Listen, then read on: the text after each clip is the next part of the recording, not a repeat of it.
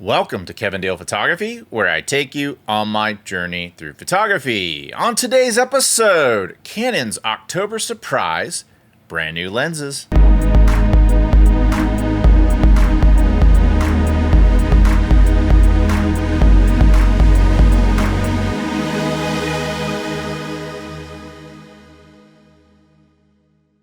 I'm pleased to announce the release of my Capture One and Lightroom presets, Metamorphic Portraits, The Sound of Silver, and Rangefinder. These are all available for purchase at my website. Go to kevindalephotography.com or check out a link in the description below. And now, on to today's episode. Welcome to today's episode. If you're not familiar with Kevin Dale Photography, we do gear reviews, tips, techniques, and tutorials, and sometimes we dive into film. If any of that sounds appealing to you, click the subscribe button below. First and foremost, I want to say up front that this episode is not a review of any of these lenses. So, if you clicked on this link hoping for me to go in depth on a review, I don't have any of these lenses in this episode, and it's not a review. It's more of a speculative discussion of how these lenses might fit into your Canon RF arsenal. But I will tell you which lens or lenses I plan to buy, or if I plan to pass on them altogether. Let's start with the RF 70-200 f2.8 IS USM Z lens. What makes this lens different than the RF 70-200 that's been out for the past few years? It turns out quite a bit. I did a review of this lens, and you can check it out in the link in the description below, so I am fully aware of its features and performance.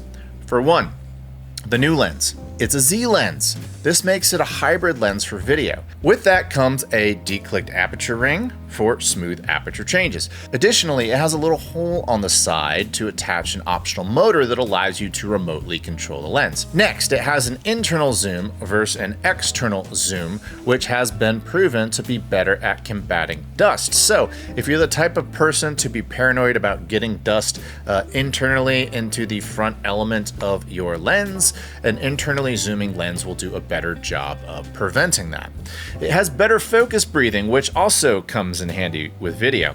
It comes in both black and white, so if you want to look cool on the sidelines as a sports photographer, you can elect to buy it in the off-white version that Canon makes, so you blend right in with all the other cool sports photographers. But for those of you who are looking at this lens for video, you typically use black lenses in the cinema world, and this guy will blend in a bit more on set. There's no hard rules, of course. You can do whatever you want, but it's nice to have freedom of choice. It requires a lot less of a twist to open up, and this is something that many Canon photographers hated about the old lens, and for good reason. If you need to quickly go from 70 all the way to 200, the less throw the lens has, the faster you obtain your desired focal length. In the first version of this lens, that throw was too long, which is definitely one of the reasons why I never bought the first version. It's the same body of the 24-105 2.8, so that makes it larger than the original RF 70-200 2.8. But honestly, that might be the only advantage of the original RF 70-200 2.8, because in terms of weight, it's only 2.45 pounds for the new one versus 2.35 pounds for the old one. What is that, like 50 grams? That's nothing. Then we get to the price. $2,799 for the old one, $2,999 for the new one. So in summary, for only $200 more, you get a lens that is roughly the same weight, apparently a little sharper on the long end, from what I've seen in the initial impressions, a variable declicked aperture ring for video, the ability to mount a motor for video, programmable buttons on the side of the barrel, an internal zoom for better protection from the elements, better focus breathing control, a quicker throw to obtain your desired focal length, and the freedom of choice to buy this in either black or white. With that list of improvements, size is literally the only checkmark you can give to the original 70-200 2.8. To me, it's a no-brainer to get the newer model because of all of those improvements. I'll live with a little more size if it's about the same weight, which it is, and that leaves me questioning the price of the original 70-200 2.8, which I always thought was a little too high. And I see that it's on rebate right now for $24.99, which makes more sense. And I certainly hope Canon keeps that price there permanently, because to me, it was never worth $27.99. And to be honest, if they permanently make the price $24.99, I still think the newer model is worth going for. Now on to the 50mm and 24mm f1.4 VCM, which I will talk about together because outside of focal length, they are basically the same lens. They come in the exact same shell as the RF 35mm f1.4 VCM and are roughly the same weight. So I can just hold this 35mm as a prop as I talk about the other two lenses. Like my 35mm, neither of these lenses come with image stabilization. This is only an issue for some people. Chances are, if you're going to spend $1,500 or so on a lens, you probably own an original R6, an original R5, the Mark II version of either of those cameras, or you own something like an R3, in which case you already have IBIS. So in most shooting cases, this isn't really a big deal. This does become a big deal if you're a buy expensive lenses and shoot with cheaper bodies type of shooter, like maybe an R8 or an EOS R or an RP owner. In that case, this could be an issue for you in some shooting scenarios.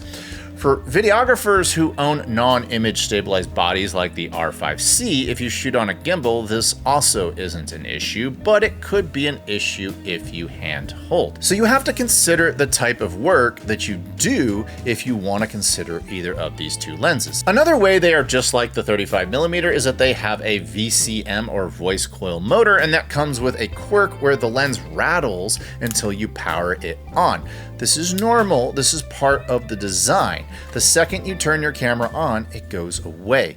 I just wanted to make you aware of that. These new lenses also appear to have minimal focus breathing, which makes them identical to the 35mm f1.4 VCM. Now, some of you may just be photographers only and are grumbling about the video-centric hybrid approach to these lenses. But I used to be in your shoes. All I did was take photos, and now the world has changed, my business has changed, and all of a sudden I find myself needing to shoot more video. Well, if I had these lenses all along, it sure would make my life in the video world more easy.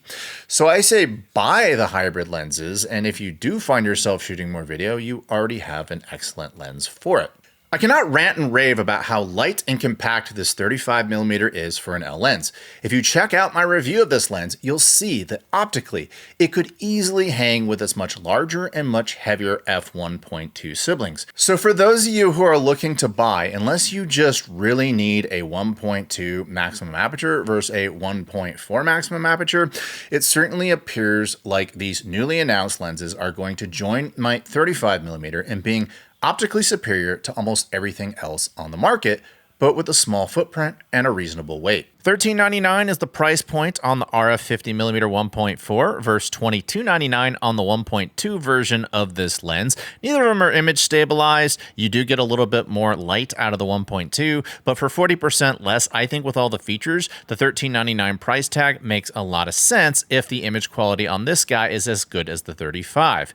The 24mm is $100 more at $14.99. That makes it the same price as the 35mm 1.4. If it is the same image quality as the 35, then I think it's priced appropriately with all the features that it comes with. Another concern about these lenses is a source of misunderstanding I saw going around about distortion.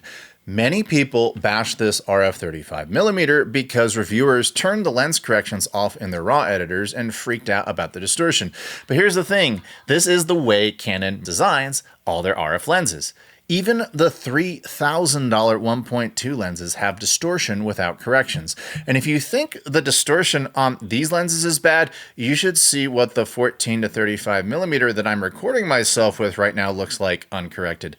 They design the lenses, then correct them to the proper focal length. This is common in mirrorless cameras, and when I view the corrected images on my RF 35mm, they look fantastic. So in the end, the results look amazing. I don't give a shit what it looks like uncorrected. If you want to complain about how something looks because you're misusing it, this is entirely your right, but all I care about is what it looks like when I use it as intended. So the common theme of both of the new lenses is they are the same as the RF 35mm, same shell, same length, about the same weight, same filter size, etc.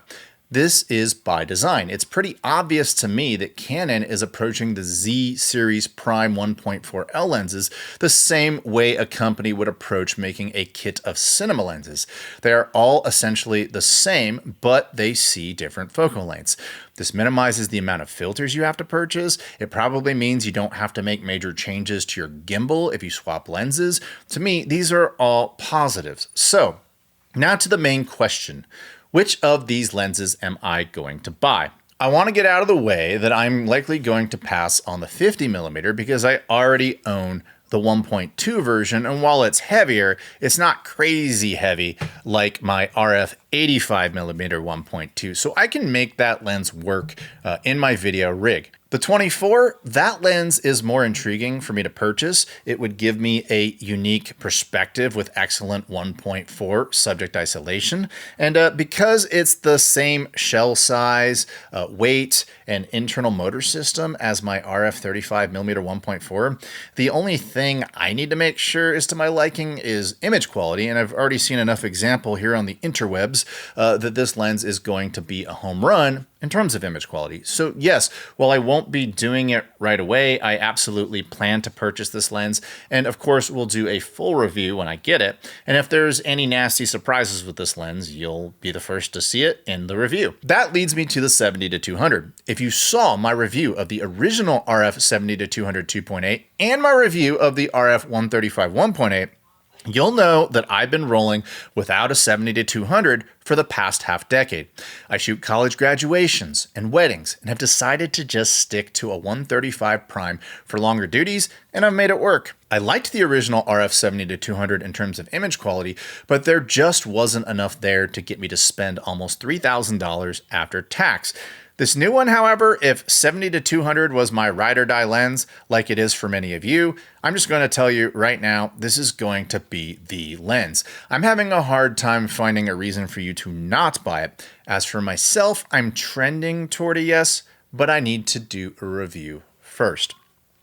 That does it for today's episode. I want to thank each and every one of you for watching today. Do any of these new lenses pique your interest? Are you going to skip all of these new lenses? Is there anything that disappoints you about the specs of these new lenses? Tell me about it in the comments below. And if you are a fan of this channel, I humbly ask you to click the subscribe button below. And if you are watching this before Election Day here in the United States, I don't care who you vote for, but please make a plan. Go out and vote. And until next time, I'll talk to you soon. Bye.